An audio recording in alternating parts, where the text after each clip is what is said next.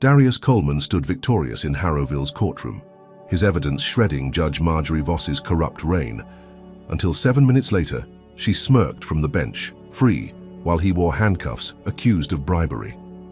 The room spun. The jury gasped. How had this flipped so fast? It started as a simple case defending a black teen from a trumped-up charge.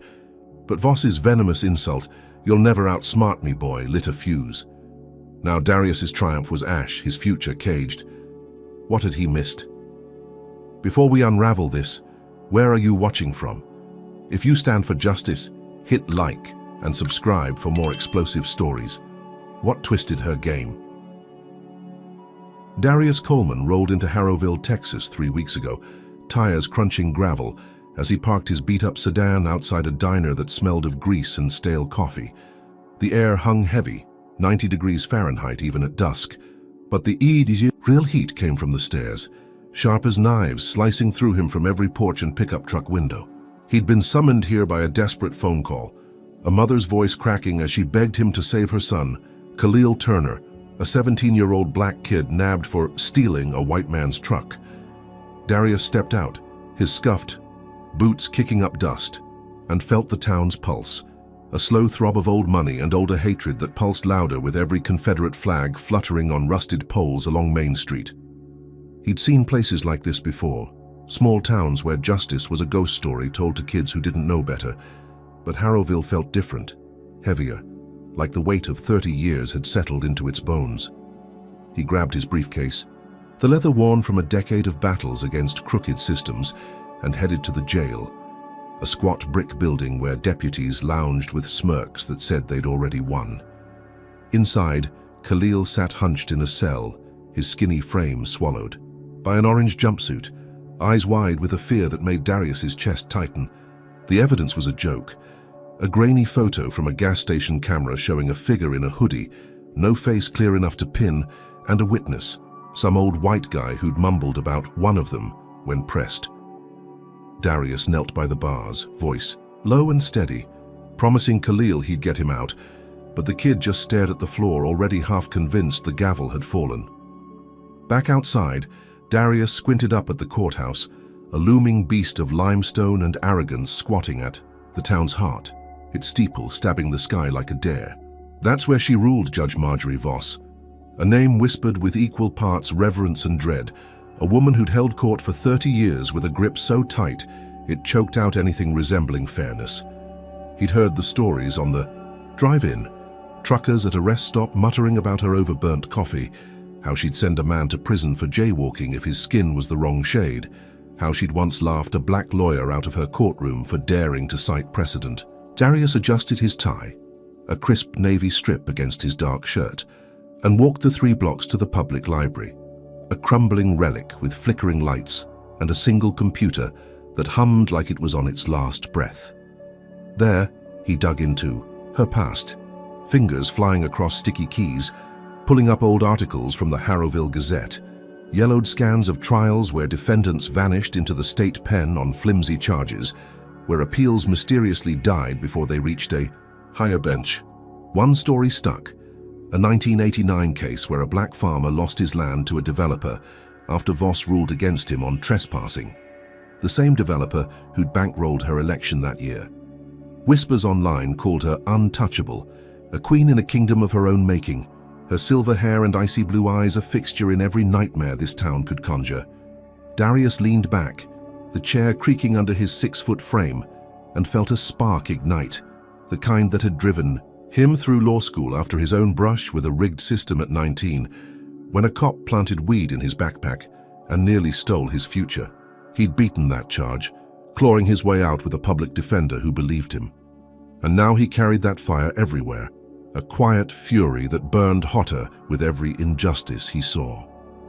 Back at the jail, he met Khalil's mother, Tanya, a wiry woman with hands rough from cleaning houses, her voice trembling as she handed him a photo of her son, grinning at a track meet, all lanky limbs and bright teeth. She told him how the truck's owner, a beefy white guy named Carl Hensley, had pointed at Khalil from across the street, no hesitation, like he'd been waiting for an excuse. Darius nodded, promising her he'd fight, but as he left, He caught a deputy's radio crackle with Voss's name, a casual mention of keeping things clean. That night, alone in his motel room, a squat box with peeling wallpaper and a mattress that sagged like defeat, he pored over the case file, the photo, the witness statement, all of it screaming setup. He traced Hensley's name to a construction firm tied to the same developer from 1989, a thread he tucked away for later. Then he hit the streets asking questions at a barbershop where old men played dominoes, their voices dropping to hushes when he mentioned Voss. One guy, a grizzled vet with a limp, leaned close, breath sour with whiskey, and said, "She don't just judge, she owns. You push her, you bleed." Darius thanked him, slipping a $5 across the table, and walked out into the humid night, the stars blotted out by clouds that felt like they were pressing down, warning him. The next morning, he filed into the courthouse for Khalil's arraignment, the air inside thick with sweat and tension, wooden benches packed with townsfolk who eyed him like he'd wandered into the wrong church. Voss perched on the bench, her silver hair pulled into a bun so tight it could have snapped steel, her glasses perched low so she could glare over them, a predator sizing up prey. Khalil shuffled in, head bowed, and Darius stood, shoulders squared, meeting her gaze. She didn't flinch, just let her lips curl into something that wasn't quite a smile, a silent promise that this wouldn't end well. The prosecutor, a twitchy kid fresh out of law school, rattled off the charge, felony theft, and Darius countered, voice steady, laying out the holes, no fingerprints, no clear ID. Voss cut him off with a sigh, her eyes locking onto Khalil like he was dirt on her shoe, and said, "Plea or trial, boy?" The word hit Darius like a slap, but he swallowed it, filing it away. "Trial," he said, and she nodded, slow and deliberate, like she'd been hoping for that answer. As he left, he caught her watching him, not the kid, not the case, just him, and he knew then this wasn't about Khalil anymore. It was personal. Back at the motel, he cracked open his laptop, digging deeper, chasing those whispers of rigged trials, pulling records from dusty archives online, piecing together a pattern. Black men locked up, white men walking free, Voss at the center every time. He found a name, a clerk who'd quit in '95, claiming she'd seen Voss shred evidence, and tracked an address to a trailer park 30 miles out. That was his first move, his first mistake, stepping into her web without knowing how. Deep it ran. He grabbed his keys, the night pressing in, and drove, the road stretching dark and endless, unaware that in Harrowville, pushing back didn't just mean fighting a judge, it meant waking a beast. Darius Coleman strode into Harrowville's courthouse the next morning, his briefcase swinging with purpose, the air inside thick with the stale scent of varnish and whispered gossip. The wooden benches creaked under the weight of a packed gallery, townsfolk craning their necks to watch Khalil Turner's hearing unfold, their murmurs buzzing like flies over a fresh kill. Darius adjusted his tie, crisp against his dark skin, and stood beside Khalil, whose borrowed suit hung loose on his lanky frame, the frayed cuffs a silent testament to a system that never fit him right. The prosecutor, a nervous kid named Ethan, Pratt with sweat beading on his pale forehead, fumbled through a stack of papers, laying out the flimsy case, a blurry photo, a shaky witness, nothing concrete. Darius stepped forward, voice steady as steel, and dropped his first bomb, time-stamped footage from a gas station 5 miles south of town, showing Khalil pumping gas at the exact moment Carl Hensley's truck supposedly vanished. The screen flickered to life on a rickety projector, the grainy image cutting through the room's haze, Khalil's face unmistakable under the fluorescent glow. Whispers rippled through the crowd. A juror with a gray beard shifted in his seat, squinting at the proof.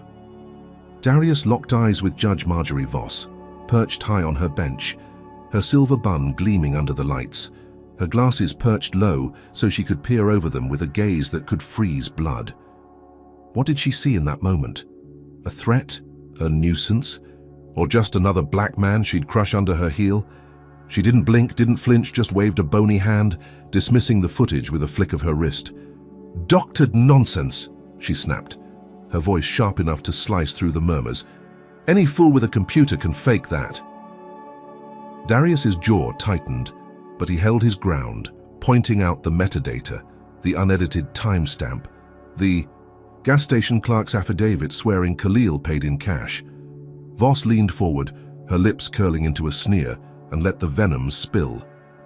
"Your kind always thinks they can lie their way out," she said, loud enough for the whole room to hear, the word kind landing like a brick through a window. The gallery snickered, a low, ugly sound that crawled up Darius's spine, but he didn't waver, didn't let the heat rising in his chest spill over.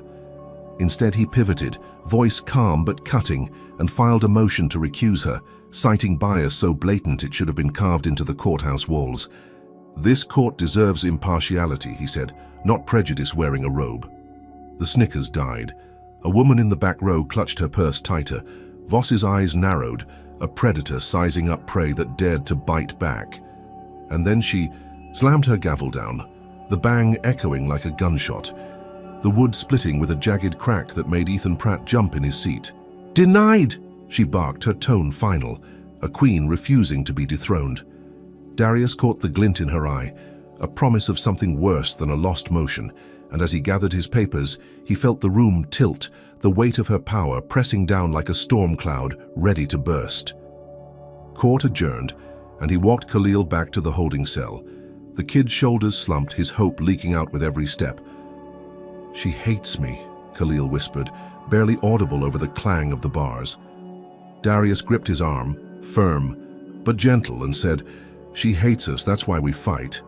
He left the jail, the sun dipping low, painting the town in shades of blood and gold, and headed to his motel, a squat box on the edge of Harrowville, where the neon sign flickered like a dying pulse. He barely had time to kick off his boots when the night exploded, a crash shattering the silence as his window caved in, glass spraying across the faded carpet. He ducked, heart pounding, and saw them, 2 bricks thudding onto the floor, each etched with slurs so vile they burned into his vision, jagged letters spelling out "go back" and worse. He stumbled to the broken frame, peering into the dark, catching the taillights of a pickup peeling away, red eyes vanishing into the humid night. His pulse hammered, not from fear but from clarity. Voss wasn't just a judge, she was a warlord.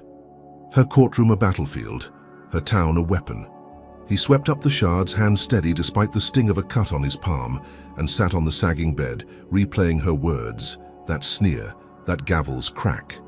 Who did she think she was, spitting? Venom like that in open court. Did she believe 30 years of terror made her invincible? He pulled out his laptop, the screen's glow casting shadows on the peeling walls, and typed up notes. Every detail of her insult, her dismissal, her glare, filing it away like ammo for the war he now knew he'd wage.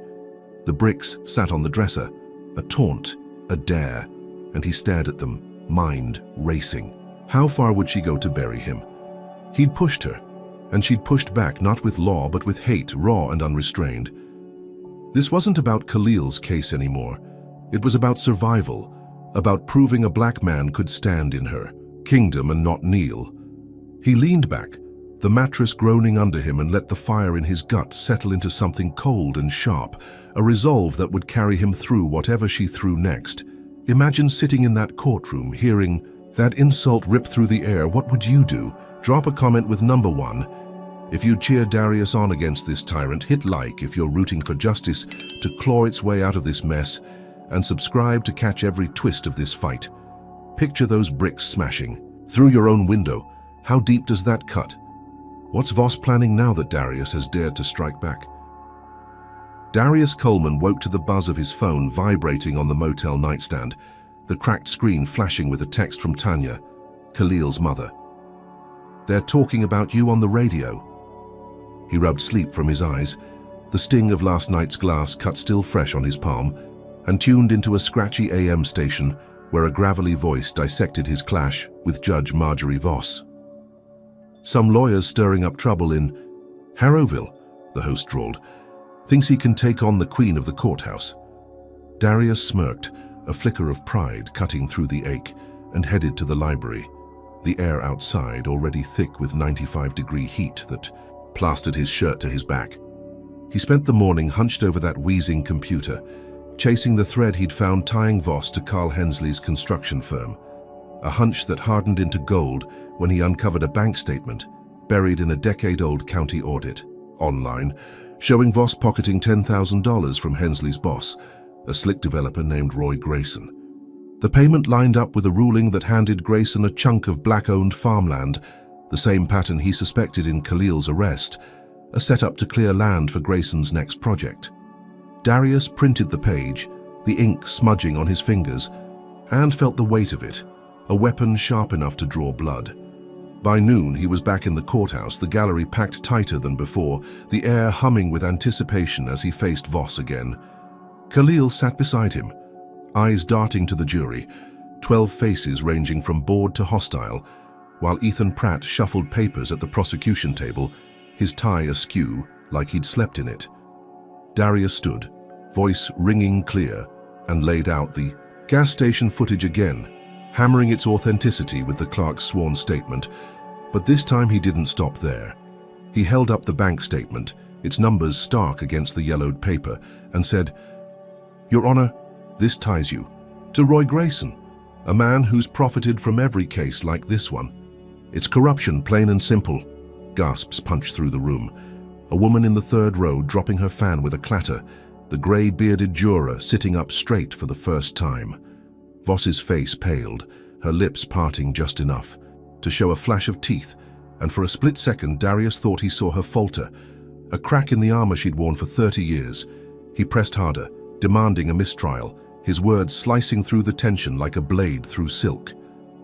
"This court can't stand on a foundation this rotten," he said, and the room held its breath waiting for her to snap back.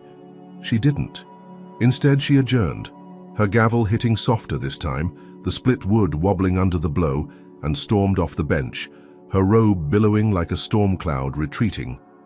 Whispers erupted, a juror muttering to his neighbor, Ethan Pratt staring at his notes like they'd betrayed him. Darius turned to Khalil, whose eyes flickered with something close to hope, and nodded, a silent, "We've got her." Word spread fast, Tanya meeting him outside with a hug that squeezed the air from his lungs, her voice trembling with thanks. A new judge was assigned by afternoon, a wiry man named Harold Tate from 50 miles east, his glasses thick and his demeanor quiet, a stark contrast to Voss's iron reign. Tate took the bench that evening, his voice measured as he reviewed Darius's motion, nodding faintly at the bank statement, the footage, the holes in Pratt's case. Darius stood tall, 6 feet of defiance, and felt the tide shift, a rare taste of victory bubbling in his chest. Khalil might walk free, Voss might finally pay.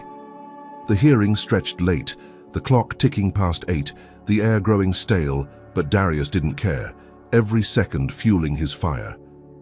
Tate seemed poised to rule, his pen scratching notes, when the courtroom doors slammed open, a gust of hot wind sweeping in with 3 sheriff's deputies, their boots pounding the floor like war drums. The lead one, a bull-necked man with a scar slicing his cheek, held up a baggie, white powder glinting under the lights, and barked, "New evidence, Your Honor. Found this in the defendant's locker at school." Darius's stomach dropped, the room spinning as Tate's pen froze mid-stroke. Khalil gasped, a choked, "That's not mine," but the deputies kept talking, claiming a tip led them straight. To it, their story too neat, too timed. Darius spun on them, voice sharp, "This is planted and you know it." But Tate held up a hand, his face tightening as he ordered the baggie logged. Pratt, suddenly bold, jumped up, demanding Khalil's bail be tripled from 5,000 to 15, a number Tanya couldn't scrape together in a lifetime. Darius argued, slamming the table, "This is retaliation, not evidence." But Tate shook his head, voice flat, "Order must be maintained." The gavel fell, softer than Voss's but just as final, and Khalil was hauled back to his cell, the tea, hope in his eyes snuffed out like a candle in a storm. Darius staggered outside, the night air hitting him like a slap, and caught sight of Voss across the street, leaning against a sleek black car, her silver hair catching the street lamps. Glow. She didn't approach, didn't need to, just smirked, a slow, wicked curve of her lips that said she'd orchestrated it all. He clenched his fists, the bank statement crumpled in his pocket, now useless against this fresh blow. The deputies were her pawns, Grayson her bankroll, and this evidence her checkmate. He'd exposed her, humiliated her in her own kingdom, and she'd struck back not with words but with a trap that tightened around Khalil's neck. Darius paced the empty lot, gravel crunching under his boots, replaying the day, the gasps, the falter, the deputies' smug faces. How had they moved so fast? Who'd tipped them off? He'd won, hadn't he? The crowd had seen her sweat. Tate had listened. But now Khalil was deeper in the hole and Voss stood untouched, her power flexing like a muscle she hadn't stretched in years. He kicked a rock, sending it skittering into the dark, and felt the fire in his gut flare hotter, not dimming but sharpening into something dangerous. She thought this would break him, scare him off, but she'd misjudged him. He'd seen setups before, fought them, beaten them, and this one reeked of her. Fingerprints. Back at the motel, he patched the broken window with cardboard from a pizza box, the bricks still glaring from the dresser, and sat on the bed, laptop open, digging again. He traced the deputies' names, cross-referencing shifts, finding two. Had worked Grayson's land deals as security. Another thread, another weapon, but this time he'd be smarter, quieter. Voss had drawn blood, not just Khalil's, but his, and he'd make her bleed back. The night deepened, crickets chirping outside, and he stared at the ceiling, the taste of victory souring into ash, knowing this wasn't the end of her game, but the start of something uglier. She wasn't just a judge anymore. She was a machine, and he'd barely scratched its surface. Darius Coleman slumped on the motel bed, the cardboard-patched window letting in a sliver of dawn that painted the room in grey streaks, the bricks on the dresser still glaring like silent threats. His laptop hummed, screen glowing with deputy, schedules and Grayson's land deals, but his mind churned on Voss's smirk from last night, that slow curl of triumph as Khalil's bail tripled and the planted drugs sank their case deeper into the mire. He showered, the lukewarm water stinging the cut on his palm, and dressed in a fresh shirt, navy against his dark skin, determined to claw back ground. By 8, he was at Tanya's cramped duplex 3 blocks from the jail, the air inside thick, with the scent of burnt toast and desperation. She sat at a wobbly kitchen table, hands twisting a dish towel, her eyes red from a sleepless night. "They're killing him in there," she whispered, voice cracking like dry wood, and Darius nodded, pulling out the bank statement and the deputy connection, laying them out like cards in a losing hand. "We've got proof," he said, "but Voss doesn't play by proof. We need noise." Tanya blinked, then stood, resolve hardening her wiry frame, and within an hour they'd rallied Khalil's family, cousins, aunts, a dozen neighbors who'd seen the system chew up their own. By noon, 50 voices gathered outside the courthouse, a ragged chorus chanting "Free Khalil" under a sun that baked the pavement to 100 degrees Fahrenheit. Darius stood on a milk crate, megaphone crackling in his hand, his 6-foot shadow stretching across the crowd as he roared, "This isn't justice, it's a lynching with paperwork." The words hit hard, fists pumping the air, a grandmother in a faded sundress wiping tears as she joined the shout. Cell phones popped up, live streams flickering to life, the crowd swelling as passers-by stopped, drawn by the raw fury pulsing through Harrowville's dusty heart. Darius felt the tide turning, a surge of hope he hadn't tasted since the bank statement rattled Voss, and for a moment he thought they'd break her grip, force Tate to see the setup for what it was. Then his phone buzzed, a call from Atlanta. Slicing through the noise, his sister Lena's voice trembling on the line. "Darius, the bakery's gone," she said, and the world tilted. "Fire took it all last night, everything we built." His knees buckled, the megaphone slipping in his grip, the crowd's roar fading to a dull hum as Lena sobbed, describing flames that devoured her shop, their family's lifeline, 8. Years of sweat reduced to ash in hours. No proof, no witnesses, just a fire marshal muttering electrical fault over the phone. But Darius knew, the timing too perfect, the wound too precise. He hung up, chest heaving, and stumbled back to the motel, the protest still echoing behind him as Tanya took over, her voice rising where his had faltered.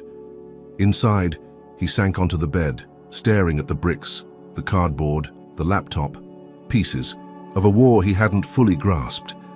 The door creaked open hours later, Tanya stepping in with a thermos of coffee, her face tight with worry, but he waved her off, needing space to breathe, to think. He hit the courthouse again at dusk, Tate's evening session dragging on, and faced Voss across the room, her silver hair glinting under the lights as she sat in the gallery, no longer on the bench, but still a spectre looming over every word. Darius stood, voice steady despite the hollow ache in his gut, and called her out again. "Your Honor, this case reeks of interference. Evidence planted, lives ruined, all tied to her." He pointed at Voss, the crowd shifting, a juror's brow furrowing. She didn't flinch, just leaned forward, her glasses catching the light, and taunted, "Family's fragile, isn't it?" The words landed like a punch, his sister's sobs echoing in his skull, and he froze, the room spinning as her smirk widened. He recovered, slamming the bank statement down, demanding answers, but Tate adjourned, rattled by the heat in Darius's voice. Back at the motel, he dug deeper, fueled by coffee and rage, and hit pay dirt, a taped confession from a former clerk, Ella Price, who'd quit in '95 after watching Voss shred evidence. He'd tracked her to that trailer park 30 miles. Hout drove there in the dead of night, the road a black ribbon under a moonless sky, and found her, a wiry woman with grey streaks in her braids, smoking on a sagging porch. She handed him the tape, voice low. "She'll kill for this, you know," and he nodded, pocketing it, a lifeline he could wield in court. He drove back at dawn, the cassette rattling in his glove box, a grin tugging at his lips as he pictured Voss's face when he played it, her reign crumbling under her own words. He parked, stepped out, and froze. The tape was gone, the glove box ajar, the motel door cracked open. His room was trashed, mattress gutted, laptop screen smashed, the bricks untouched but joined by a note scrawled in red ink. "You're next." His pulse hammered, the victory slipping through his fingers like sand.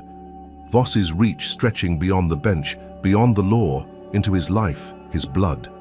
He sank to the floor, glass crunching under his boots, and realized she'd struck not just at Khalil but at him, personal, vicious, a blow that burned deeper than bricks or planted drugs. How far would she go to bury him? Could he claw back from this?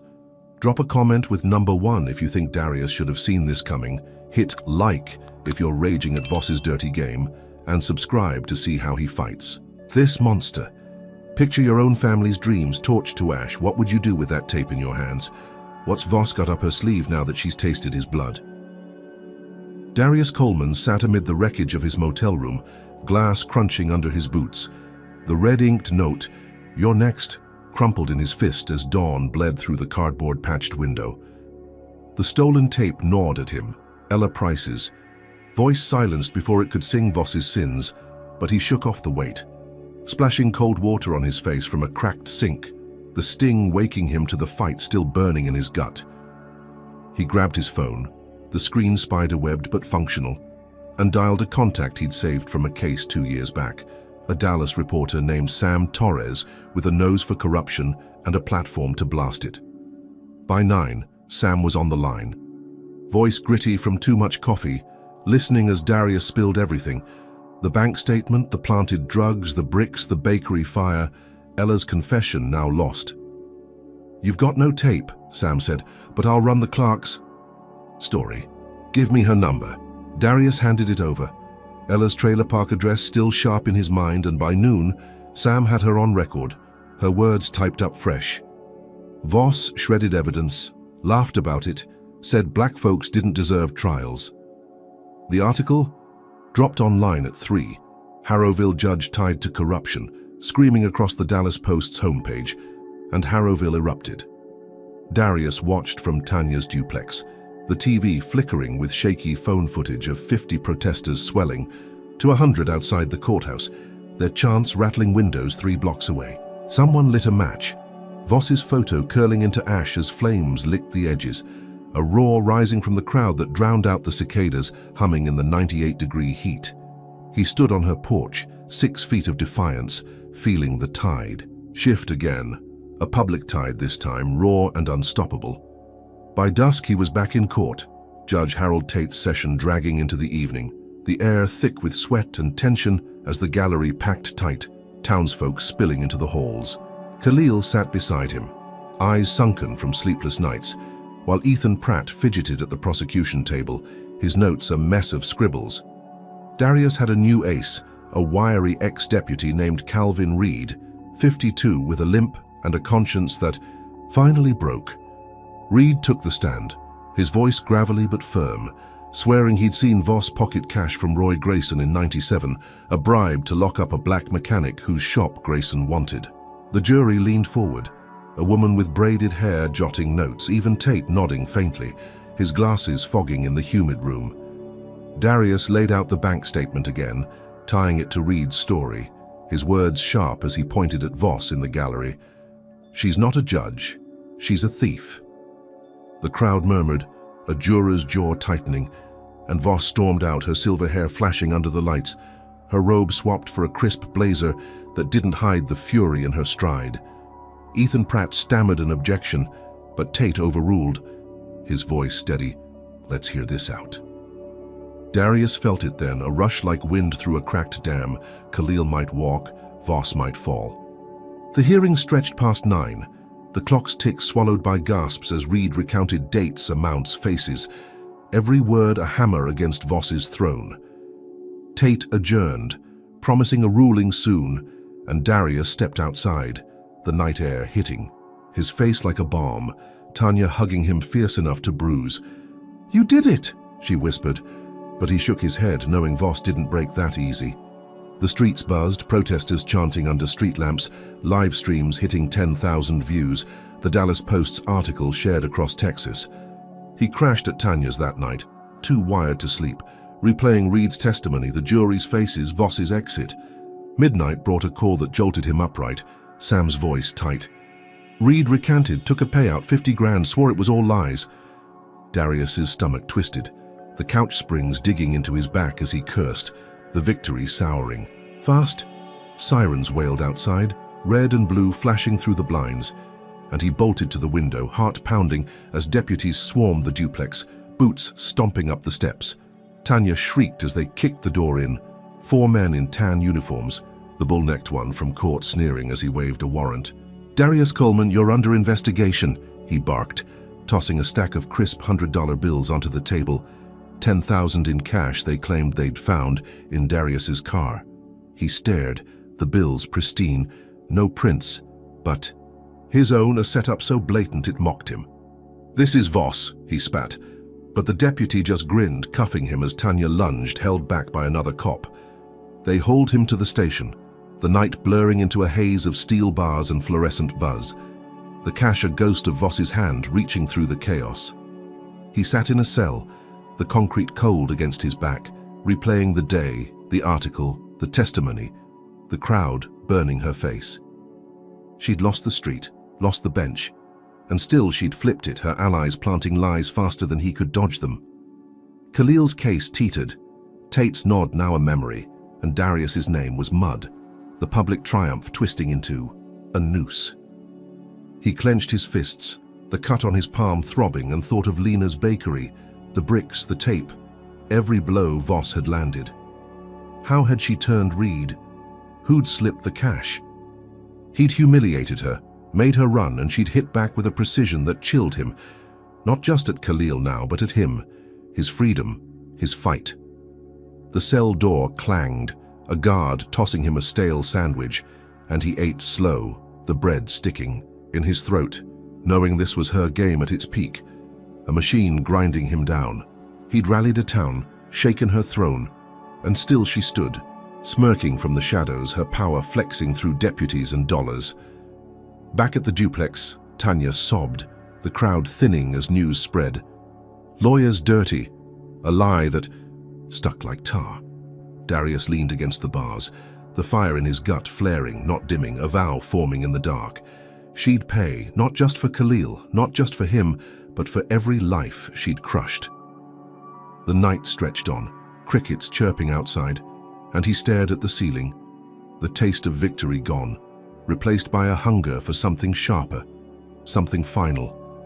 She'd drawn blood again, deeper this time, and he'd make her bleed back, whatever it took. Darius Coleman sat in the Harrowville jail cell, the concrete wall icy against his back, the fluorescent buzz drilling into his skull as the stench of sweat and rust filled the air. Handcuffs bit into his wrists, the $10,000 implanted. Cash now, a chain tying him to a bribery charge that twisted his public triumph into a sick joke. The cell door clanged shut behind the bull-necked deputy, whose scarred cheek twitched with a smirk as he muttered, "Should have stayed in Atlanta." Darius's mind raced, replaying the raid on Tanya's duplex, the pristine bills spilling. On to her table, a setup so bold it screamed Voss's name. Khalil's family had turned on him, Tanya's voice cracking over the phone an hour ago. "How could you do this to us?" Her words cut deeper than the cuffs, their trust shattered. By lies he couldn't unspin, he leaned forward, elbows on his knees, the stale sandwich from last night still heavy in his gut, and stared at the floor, cracked tiles staring back like a map of his broken plans. The guard, a lanky kid with a buzz cut, shuffled past, pausing to whisper, "She owns us all," before darting away, his boots echoing down the hall. Darius's pulse quickened, not from fear but from a spark reigniting. Voss's reach wasn't just deputies and cash, it was fear, a web strangling everyone in this town. He'd been here before, 19. A cop's planted weed, nearly stealing his future, and he'd fought out then, he'd fight out now. By noon, a lawyer from Dallas, a pro bono guy Sam Torres sent, got him a hearing. And Darius walked into court, wrists free but spirit bruised, facing Judge Harold Tate's stern gaze. The gallery was half empty, the protest's fire snuffed. Out by whispers of his guilt, Tanya's seat cold and vacant. Ethan Pratt stood smug, waving the cash like a trophy. "He tried to buy the case, Your Honor," his voice steady for once, Voss's puppet strings pulling tight. Darius countered, voice hoarse but firm. "That's a plant, same as the drugs on Khalil." But Tate's eyes flickered with doubt, the weight of the frame-up pressing down. Then a janitor, a wiry black man with grey stubble, slipped him a folded paper during a recess, his hands trembling as he muttered, "Found this in her office." Darius unfolded it in the bathroom, heart pounding. A ledger listing payoffs to the sheriff, dates and dollars in Voss's spidery scrawl, 50,000 here, 20 there, a fortune built on buried lives. He smuggled it out, passing it to the janitor with a nod, "Get it to Sam Torres," and watched the man vanish into the crowd, a lifeline tossed into the storm. Bail hit at 10,000, scraped together by selling his car, and he walked free by dusk, the sun dipping low, painting the jail in shades of rust and despair. He crashed at a flop house 2 miles out, a rotting shack with a cot and a flickering bulb. Too broke for the motel now, the ledger his only weapon. He pictured it in Sam's hands, the Dallas Post splashing Voss's sins across Texas, her throne cracking under the weight. Then the call came at midnight, Sam's voice shaking. "They found him, Darius, the janitor Reggie washed up in the river, throat slit, ledger gone." The phone slipped in his grip, the room spinning as Sam added, "Cops say it's a mugging, but you know better." Darius sank to the cot, the bulb's flicker sinking with his pulse, Reggie's trembling hands flashing in his mind, a man dead for daring to help. He stumbled outside, the humid night pressing in, crickets screaming as he kicked the dirt, rage boiling over. Voss had struck again, not with bricks or cash, but blood, a murder to bury his proof. He walked back to the jail the next morning, 5 miles on foot, his boots kicking up dust, and demanded to see Khalil, who sat hollow-eyed in his cell whispering, "They think you sold me out." Darius gripped the bars, promising, "I'll fix this," but the kid just stared, trust gone.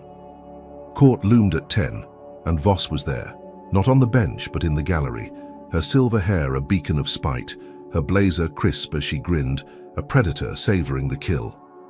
Tate took the bench, Pratt rattling off the bribery charge, and Darius stood, voice steady. "This is her doing, Your Honor. Every lie, every death." Voss's grin widened, her glasses glinting as she leaned forward, whispering loud enough for him to hear, "You're nothing here." The words landed like a blade, Reggie's blood staining them red, and Tate adjourned, unmoved, the ledger's loss a wound no one saw.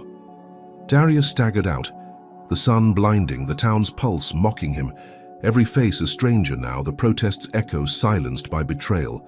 He'd had her, the ledger a dagger to her heart, and she'd turned it into a ghost, a man's life, snuffed out to keep her clean.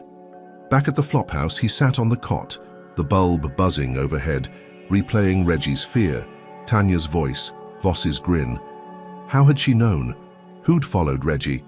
He'd pushed her to the edge, and she'd pushed back with a savagery he hadn't fathomed, not just framing him, but killing to win.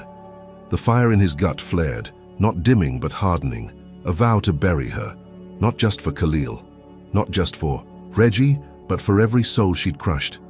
He lay back, the cot creaking, the night stretching endless, knowing she'd come for him again, harder, deadlier, and he'd be ready, whatever it took. Could you feel the sting of that betrayal, Khalil's? Family turning their backs. Drop a comment with number 1 if you'd stand by Darius through this mess. Hit like if you're boiling at Voss's bloody play. And subscribe to see this war explode. Imagine holding that ledger, proof in your hands, only to lose it to a killer's blade.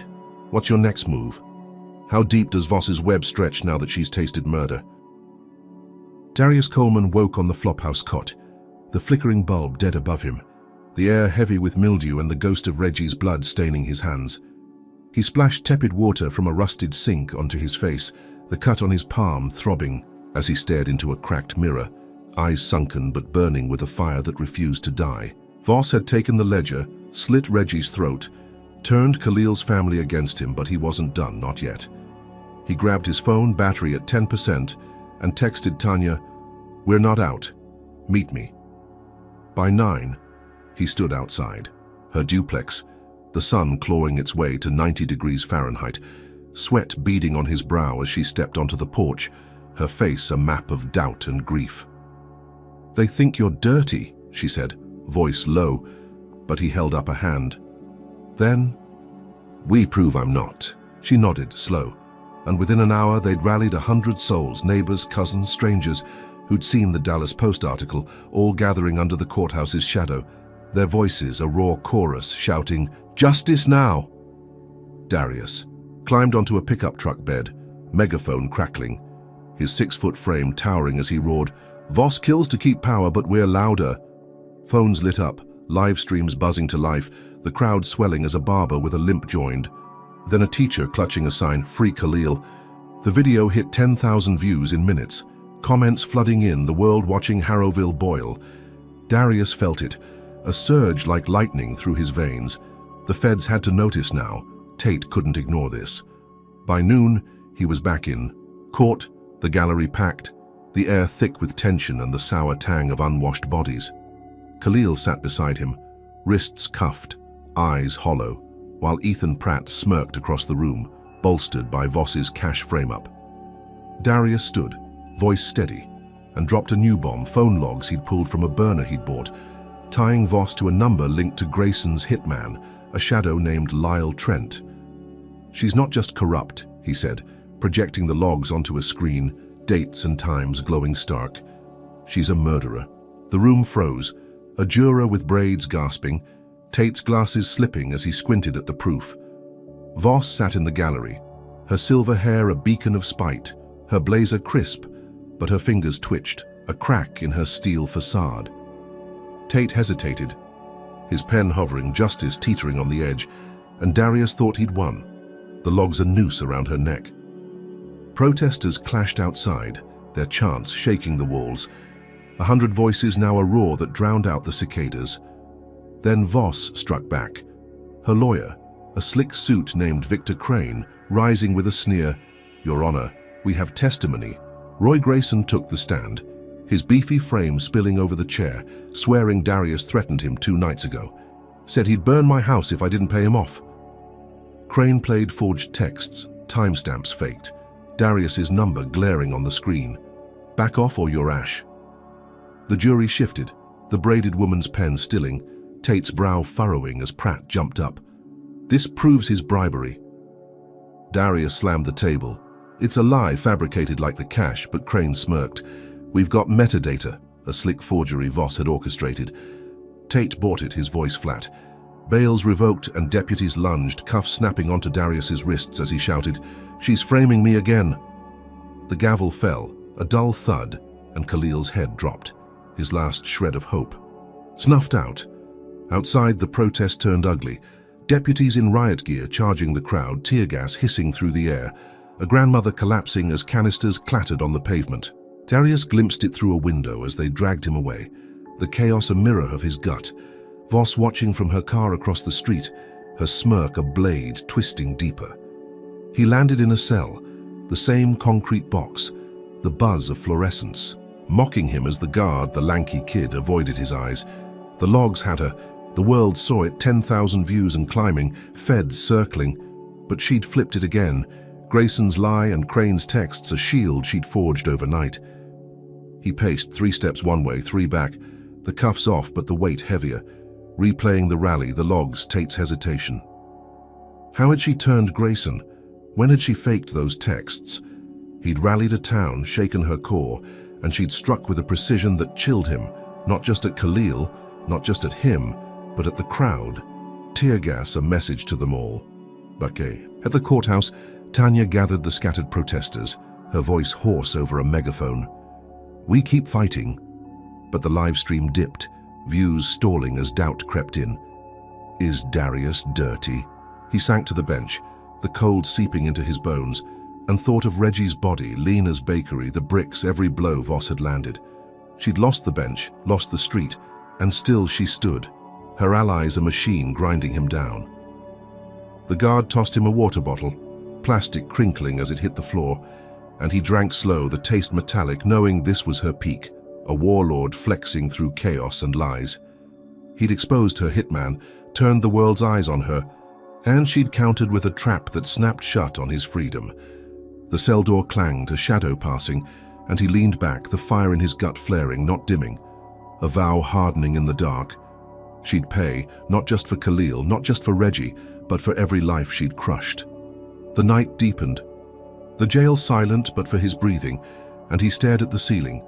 The taste of triumph gone, replaced by a hunger for something sharper, something final. She'd drawn blood again, deeper, deadlier, and he'd make her bleed back, whatever it took. Darius Coleman paced the Harrowville jail cell, the concrete floor cold under his boots, the air thick with the sour tang of defeat as the fluorescent buzz drilled into his skull. The cuffs from yesterday's revocation still ghosted his wrists. Voss's forged texts and Grayson's lies locking him in this box, while Khalil's hope faded 3 cells down. He sank to the bench, the water bottle's metallic taste lingering, and replayed the rally, the phone logs, the tear gas, every move she'd turned against him. His phone was gone, confiscated, but he'd memorized a number, a lifeline from a case 5 years back, a retired FBI agent named Frank Delgado he'd saved from a wrongful rap in Memphis.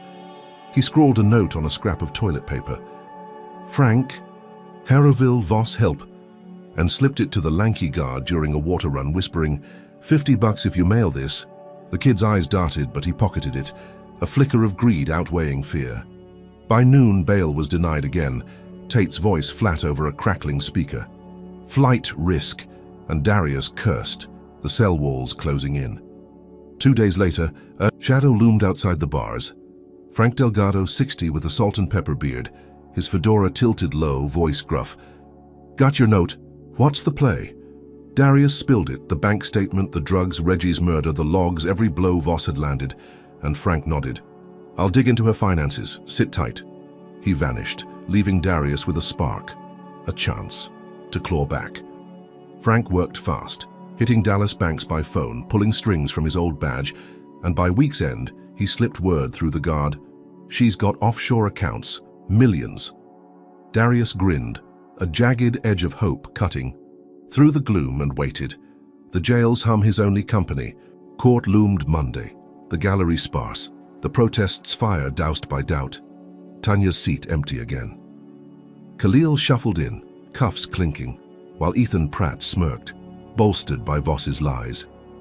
Darius's pro bono lawyer, a wiry guy named Paul, took the stand, playing a hacked voicemail Frank had unearthed. Voss's voice crackling through the room. Lyle, make it quick, no witnesses. The hitman's name landed like a bomb, tying her to Reggie's slit throat, the jury gasping. A man with a scar scribbling fast, Tate's glasses slipping as he leaned forward. Voss sat in the gallery, her silver hair a beacon of venom, her fingers curling into fists, and for a moment, Darius thought he'd won. The room frozen, justice teetering on the edge. Protesters lingered outside, 50 now, their chance faint but alive, a pulse he'd reignited. Then Voss struck back, Victor Crane rising with a sneer. "Your Honor, we have counter-evidence." A video flickered on, Darius's face, his voice. "I faked it all, the logs, the tape." A deepfake so slick it fooled Tate's eyes, the jury's gasps turning to murmurs of doubt. Crane smirked. "He's a con, not a crusader." And Pratt piled on, "Dismiss his claims." Darius lunged, "That's a lie, she's framing me again."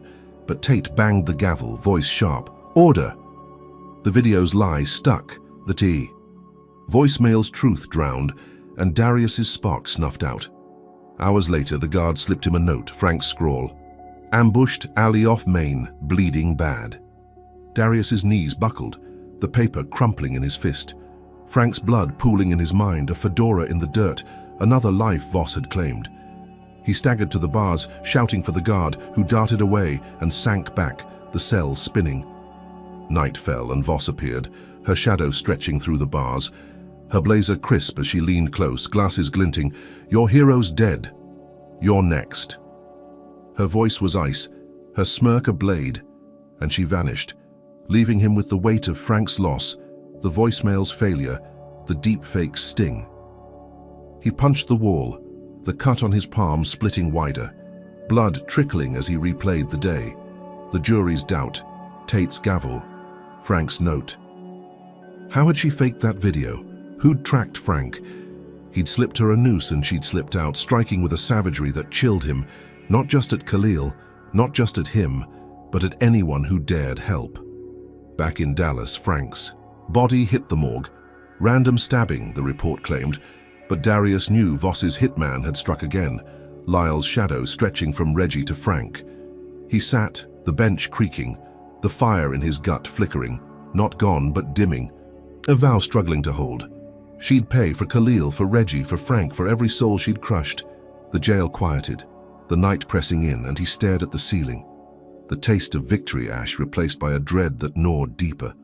She'd lost the bench, lost the street, and still she stood, her machine grinding him down, bloodier, deadlier. Could he claw back from this? Would anyone believe him now? Drop a comment with #1 if you'd fight beside Darius after that deepfake gut punch. Hit like if you're seething at Voss's killer play, and subscribe to catch her next move. Imagine slipping that note, banking on a hero, only to find him bleeding out. What's left to throw at her? How does Darius strike back when she's turned his own face against him?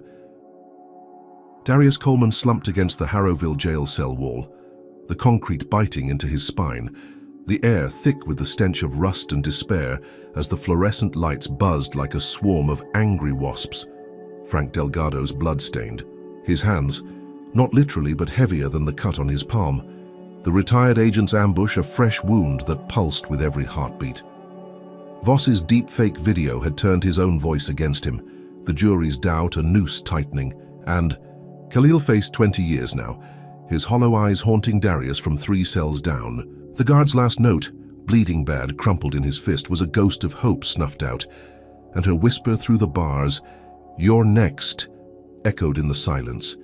His spirit cracked, the fire in his gut flickering, not gone but buried under a weight he hadn't carried since 19, when a cop's planted weed nearly stole his life. He sank to the bench, the metal creaking under his 6-foot frame, and stared at the ceiling, replaying the voicemail, the rally, Reggie's slit throat, every blow Voss had landed.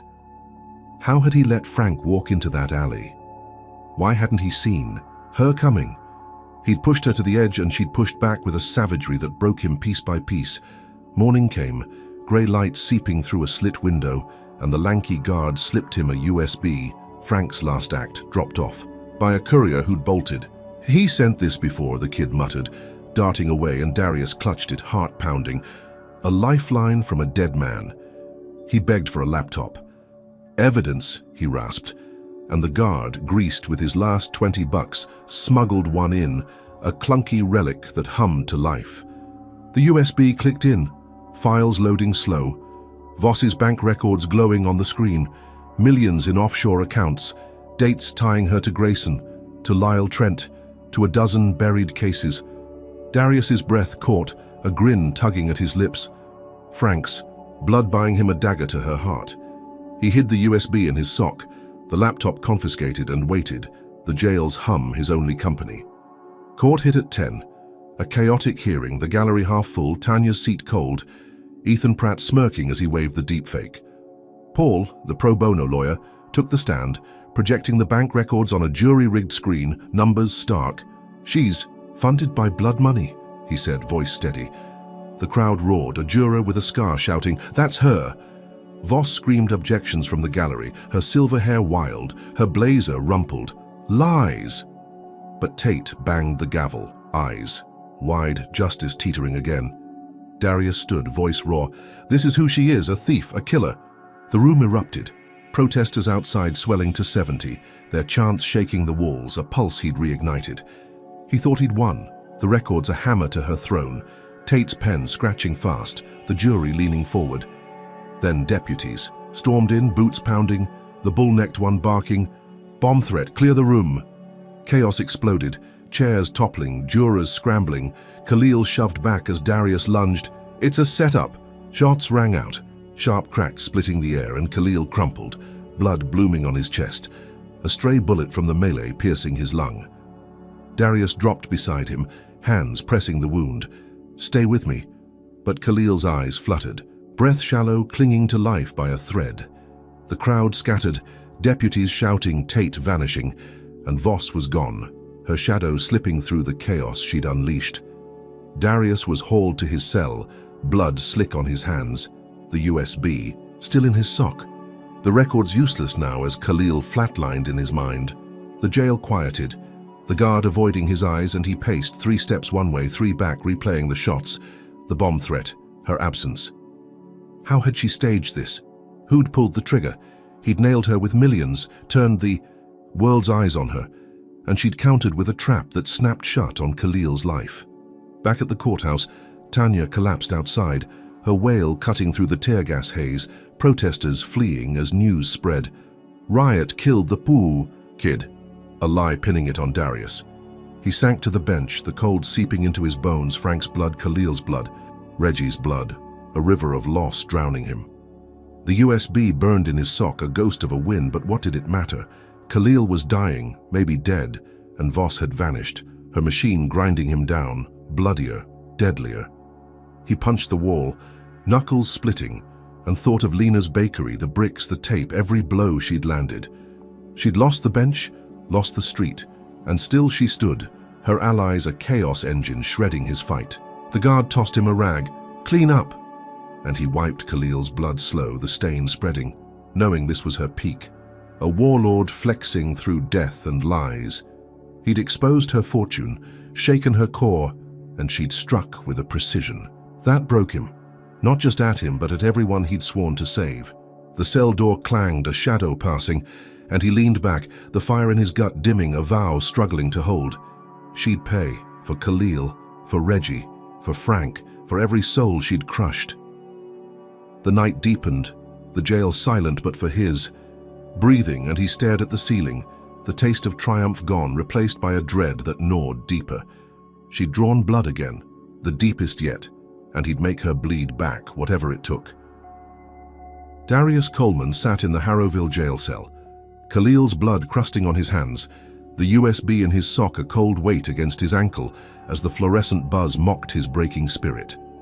The bomb threat chaos still echoed, Khalil's chest, wound a fresh scar in his mind, the boy clinging to life in a hospital bed 3 miles away while Voss slipped free. He paced, boots scuffing the concrete, the fire in his gut a flicker now, buried under Frank's death, Reggie's murder, and this latest blow. The guard, the lanky kid, slipped him a whispered update at dawn. He's critical, not dead yet, and Darius clung to that thread, a lifeline in the dark.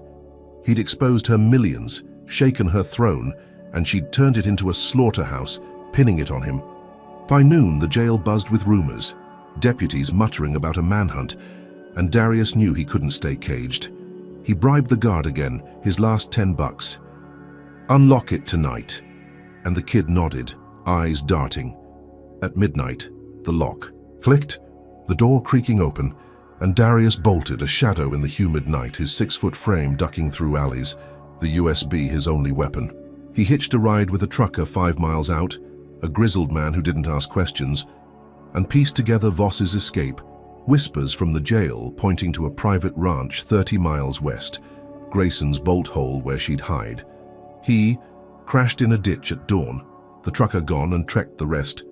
Boots sinking in mud, the sun clawing to 95 degrees Fahrenheit, sweat stinging the cut on his palm.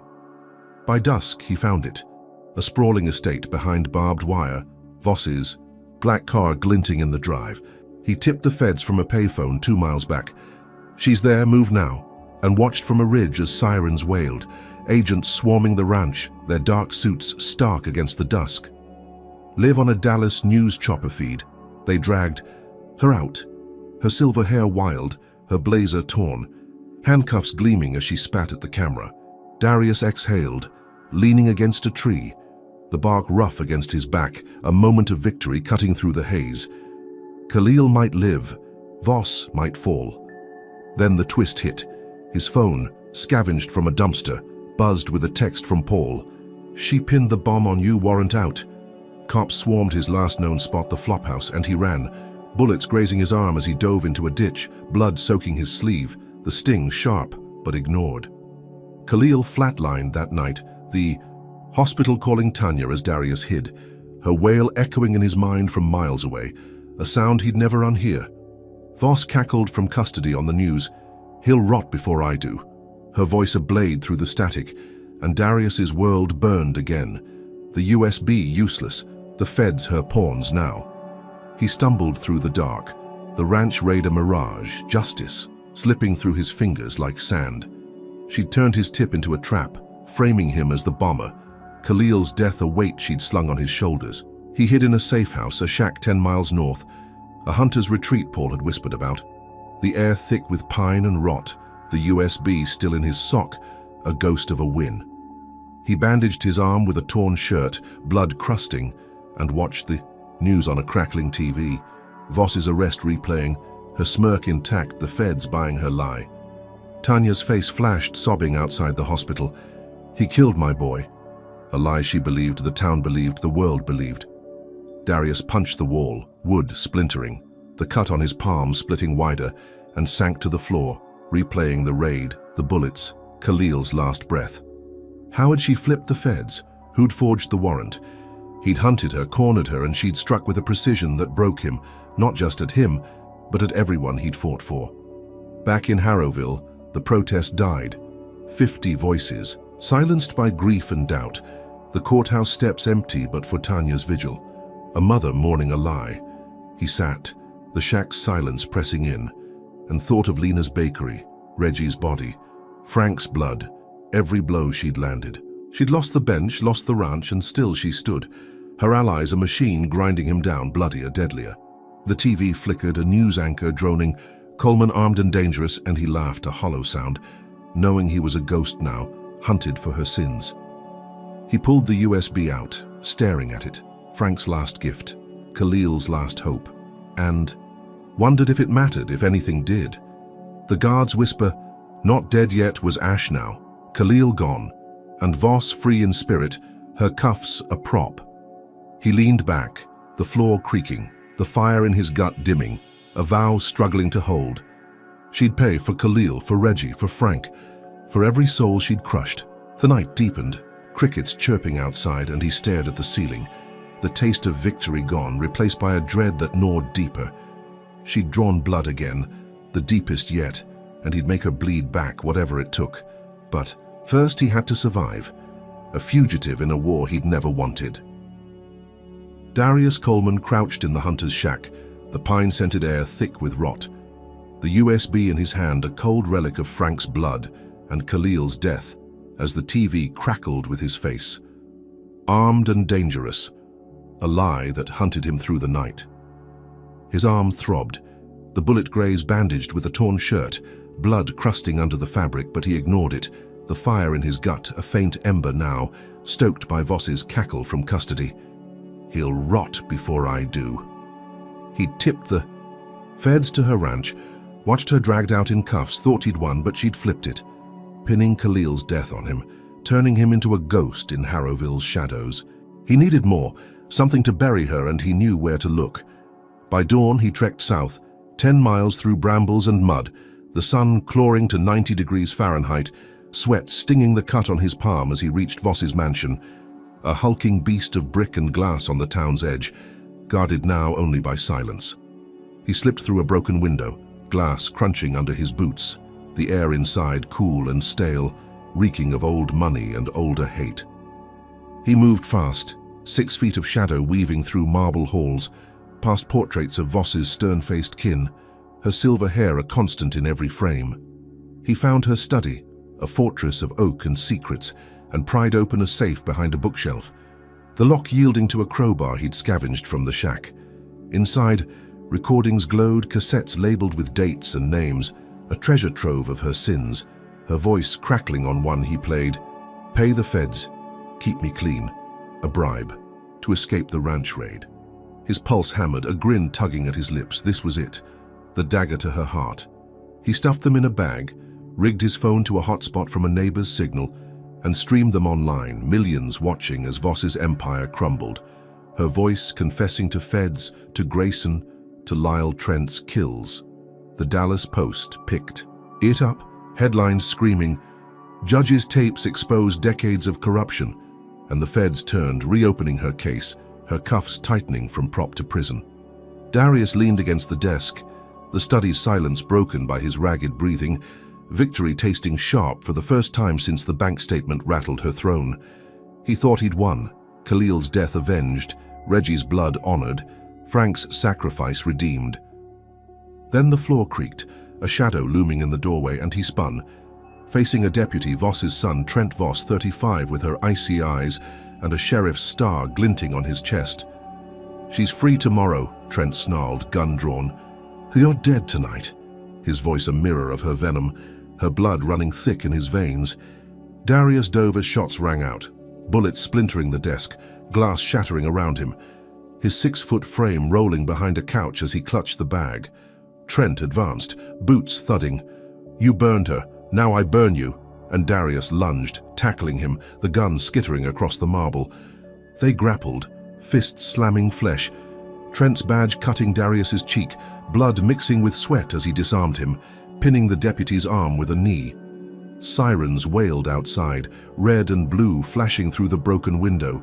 Feds or locals, he couldn't tell, and he bolted, bag in hand, leaving Trent sprawled, gasping, "You're done." Darius stumbled into the night, the mansion fading behind him, the recordings live, millions still watching. But his name was Mud, a fugitive framed for bombs and death. His life a target now, not just from Voss, but her kin. He hid in a ditch, 2 miles out, the air humid and buzzing with mosquitoes, his arm bleeding fresh, the cut on his palm weeping as he replayed the fight, Trent's gun, her voice on the tapes.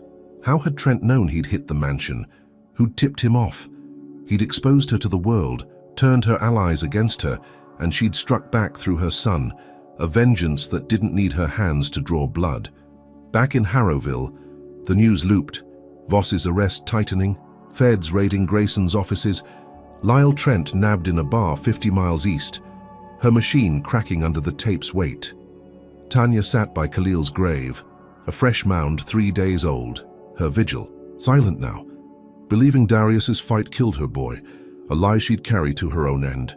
He sat in the ditch, mud caking his boots, the USB and tapes his only shield, and watched the sky lighten, the fire in his gut flaring, not dimming, a vow hardening.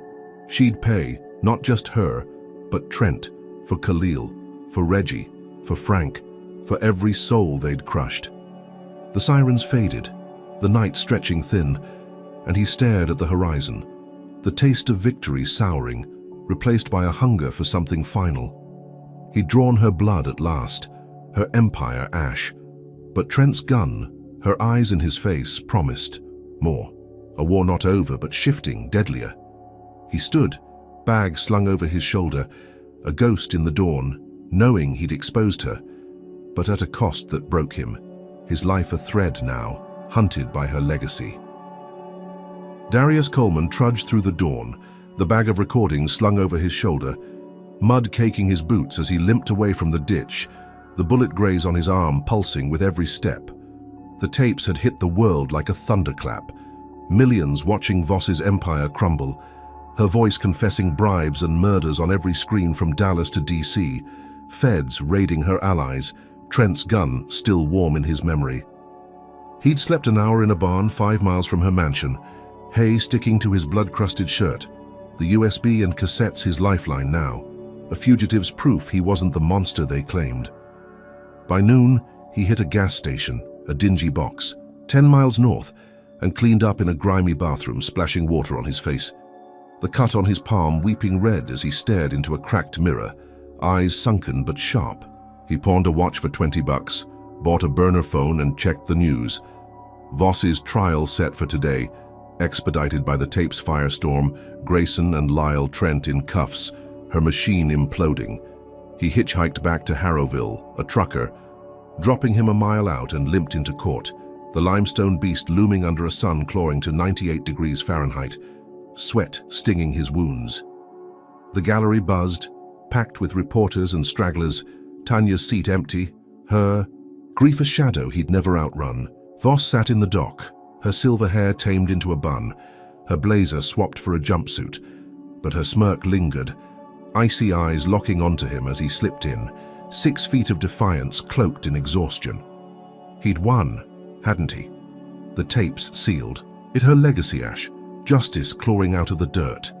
The new judge took the bench, a broad man named Ellis Voss, her cousin, his jaw square like hers, his gaze soft until it wasn't, and Darius's gut twisted, a flicker of dread cutting through the haze. The feds presented the recordings, her voice crackling through the room. "Pay them, keep me clean," jurors gasping, a woman with braids nodding slow, the weight of 30 years spilling out. Trent testified from custody, his star dulled, swearing she'd ordered Reggie's hit, Frank's ambush, Khalil's chaos, his voice flat but damning. Darius stood, voice raw. "She framed me, killed them, it's all there." And Ellis nodded, pen scratching, the room holding its breath.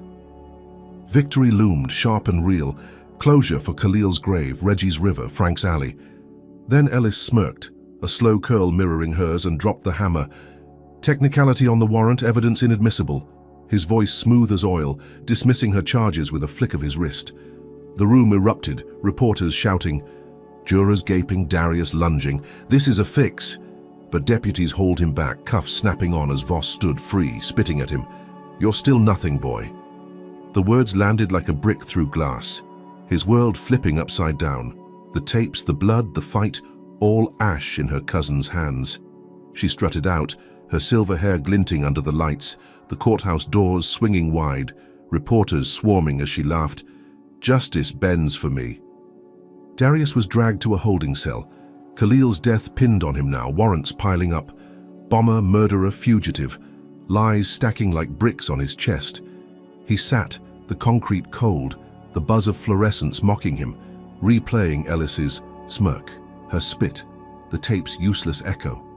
How had she pulled this? Who'd greased Ellis? He'd exposed her to millions, broken her machine, and she'd slipped free, her blood on the bench saving her skin. Then the chaos hit. A screech of tires outside a protester's car, a beat-up sedan from the rally days ramming hers as she crossed the lot, flames erupting in a roar that shook the walls.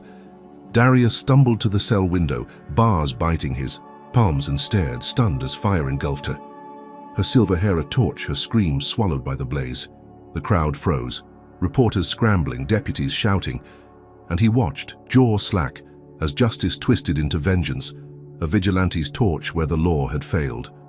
She was gone, ash and bone, her smirk silenced at last, but not by him, not by the tapes, not by the fight he'd bled for. He sank back, the cell spinning, the fire's glow flickering in his mind. Khalil's blood, Reggie's throat, Frank's alley, all avenged in a way he'd never planned. Ellis stormed out, face pale, deputies swarming the lot, but Darius was cuffed, a ghost in their eyes, the bomber who'd sparked this, a lie that stuck. He slipped the USB to Paul through the bars.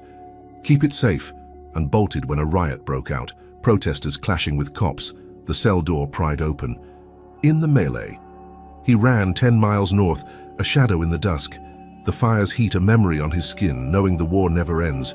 Not for him, not for Harrowville. Voss was dead, her empire dust, but his name was mud, his life a thread, hunted by her legacy, by Ellis, by a town that believed he'd burned it all. He hid in a barn, hay prickling his wounds, and stared at the sky, the taste of victory gone, replaced by a hollow ache. Justice a vigilante's flame, not his hands. She'd drawn blood. To the end, and he'd survived, broken but alive, a ghost carrying the cost. The saga of Darius Coleman versus Judge Marjorie Voss reveals stark truths about justice, resilience, and the cost of fighting systemic racism. First, it shows that power, when corrupt, doesn't bow easily. Voss wielded her influence like a weapon, twisting laws and lives with impunity, proving that entrenched bigotry often hides behind robes and gavels. Darius's journey teaches us that standing up isn't just about winning. It's about enduring, even when every victory crumbles into ash. His relentless pursuit, despite losing Khalil, Reggie, and Frank, underscores a second lesson. Courage isn't free.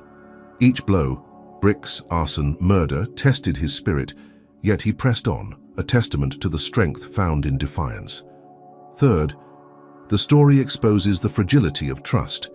Khalil's family turned on Darius, swayed by Voss's lies, showing how racism fractures communities from within. Finally, the shocking end, with Voss's fiery demise, hammers home a bitter truth. Justice can be a vigilante's torch when courts fail, leaving scars on those who fight for it. Darius emerged a ghost, his name muddied, his losses uncounted, but his fight lit a spark, proof that even broken, one voice can shake an empire. What does this leave us with? A call to question, to resist, to remember that the war against injustice is long, messy, and worth every wound. So what hit you hardest? Darius's unbreakable will or Voss's downfall? Drop a comment with your take. Hit like if this stirred you. Subscribe for more raw truths, and share to spread the fight. Thanks for riding this roller coaster with us. Here's to courage that burns brighter than any flame.